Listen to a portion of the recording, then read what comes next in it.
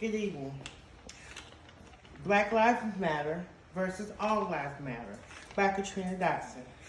African Americans make up less than 13% of American population, but nearly 42% of those currently on death row and 34% of those executed since 1976.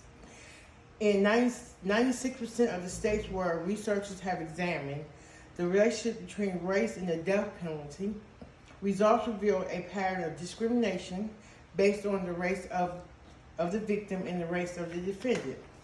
For more than 2 centuries, African Americans have been subject to a long train of abuse and violations of their civil rights.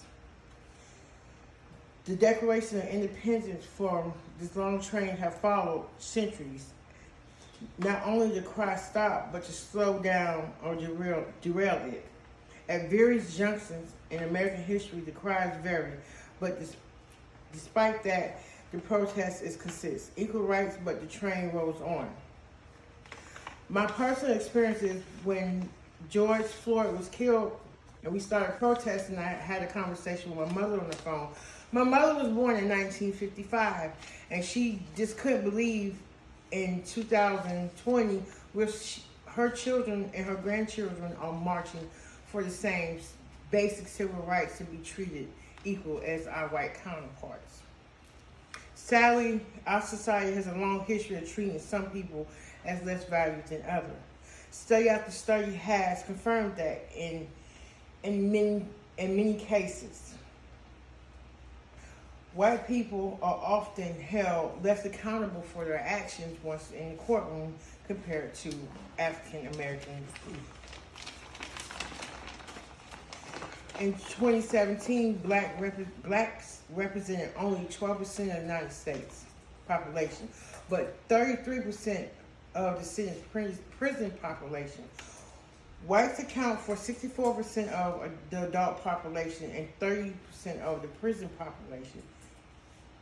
Since the official beginning of the war on drugs in the 80s, the number of people incarcerated for drug offenses in the United States skyrocketed from 40,000 in 1980 to 450,000 in 2017.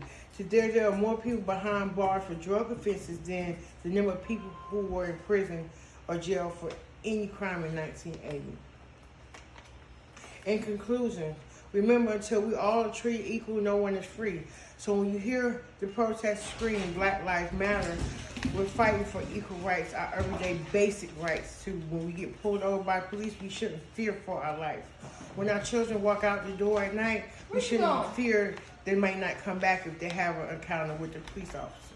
So I challenge each one of you to go out and talk to a person that feels the opposite way you feel about Black Lives Matter or All Lives Matter.